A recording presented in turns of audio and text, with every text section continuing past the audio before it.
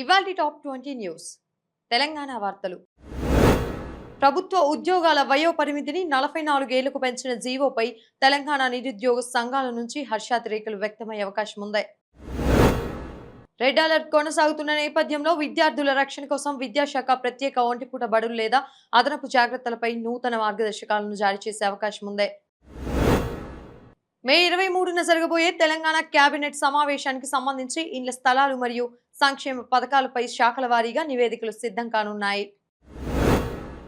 ఒకరోజు స్వచ్ఛంద బంద్ ముగియడంతో రాష్ట్ర వ్యాప్తంగా మెడికల్ షాపులు యథావిధిగా తెరుచుకోనున్నాయి. ఔషధాల కొనుగోలుకు ఇబ్బందులు తొలగనున్నాయి. ఖమ్మం 550 కోట్ల భారీ సైబర్ స్కామ్ లో సస్పెక్ట్ షీట్ నమోదైన 10 మంది నిందితుల బ్యాంక్ ఖాతాల నిలిపివేత ప్రక్రియ వేగవంతం కానుంది. ఫలితాలు విడుదలైన నేపథ్యంలో ఉన్నత విద్యా మండలి అడ్మిషన్ల కౌన్సిలింగ్ షెడ్యూల్ రూపకల్పనపై ప్రాథమిక సమావేశం నిర్వహించవచ్చు. మేడ్చల్ అగ్ని ప్రమాదం నేపథ్యంలో పారిశ్రామిక ప్రాంతాల్లోని కెమికల్ కంపెనీలలో భద్రతా ప్రమాణాలపై కాలుష్య నియంత్రణ మండలి ఆకస్మిక తనిఖీలు చేపట్టే అవకాశం ఉంది. ఆంధ్ర వార్తలు. Adani green energy pumped storage ప్రాజెక్టుకు అనుమతులు రావడంతో గండికోట పరిసర ప్రాంతాలలో భూసేకరణ సర్వేకు సంబంధించిన అధికారిక ఉత్తర్వులు వెలువడే అవకాశం ఉంది. కర్నూలు డిఆర్డీఏ టెస్ట్ రేంజ్ విజయంపై రక్షణ రంగ నిపుణులు మరియు శాస్త్రవేత్తల ప్రశంసలు వ్యక్తమవ్వడమే కాకుండా తదుపరి రక్షణ ప్రాజెక్టుల ప్రకటన వచ్చే వీలుంది.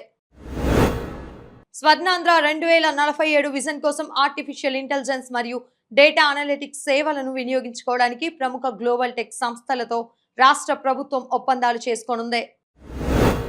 3వ, 4వ బిడ్డ జననానికి నగదు ప్రోత్సాహకాలు ఇచ్చే విధానంపై ఆర్థిక శాఖ మరియు ఆరోగ్య శాఖల సమన్వయంతో పూర్తి స్థాయి మార్గదర్శకాల జీవో విడుదల కావచ్చు. ఇవాళ పసుపు రైతుల ఆందోళన నేపథ్యంలో మార్కెట్ యార్డ్ అధికారులు వ్యాపార సిండికేట్లతో కలెక్టర్ అత్యవసర చర్చలు జరిపి కొనుగోలు పునః ప్రారంభించే అవకాశం ఉంది. కర్నూలు అంతర్జాతీయ స్పోర్ట్స్ హబ్ నిర్మాణానికి సంబంధించి ఇవాళ క్రీడా ప్రాధికార సంస్థ స్థల పరిశీలన మరియు నిధుల అంచనా నివేదికను రూపొందించనుంది.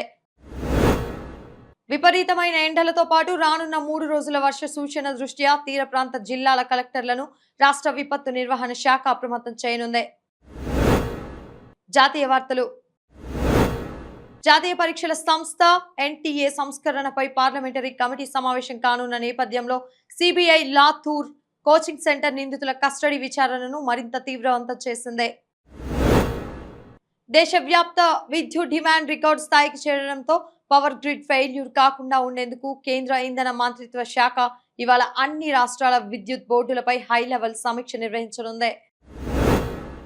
రైళ్లలో విద్రోహ చర్యల నివేదికల నేపథ్యంలో దేశవ్యాప్తంగా ముఖ్యమైన రైల్వే ట్రాక్లు జంక్షన్ల వద్ద ఆర్పీఎఫ్ ఇంటెలిజెన్స్ నిఘాను మరియు డ్రోన్ పెట్రోలియంను భారీగా పెంచనున్నారు. అంతర్జాతీయ వార్తలు. అమెరికా ఇరాన్ ఉద్రిక్తతలు మరియు ఇరాన్ చమురుపై ఆంక్షల సడలింపు గురించి ట్రంప్ ఇచ్చిన సంకేతాల వల్ల అంతర్జాతీయ మార్కెట్లో క్రూడ్ ఆయిల్ ధరల్లో హెచ్చుతగ్గులు నమోదయ్యే అవకాశం ఇవాళుంది. షీ జిన్పింగ్ వ్లాదిమిర్ పుతిన్ భేటీ ముగిసిన మరుసటి రోజు వారి వ్యూహాత్మక రక్షణ మరియు ఆర్థిక భాగస్వామ్యానికి సంబంధించి కీలక ఒప్పందాలు వివరాలు అధికారికంగా వెల్లడి ఈ రోజు అయ్యే అవకాశం ఉంది. కాంగో, ఉగాండాలలో ఎబోలా వ్యాప్తి నేపథ్యంలో ప్రపంచ ఆరోగ్య సంస్థ హూ సరిహద్దు దేశాలకు అదనపు వైద్య సహాయం, వ్యాధి నియంత్రణ కిట్లను రవాణా చేసే ప్రక్రియ వేగవంతం కానుంది.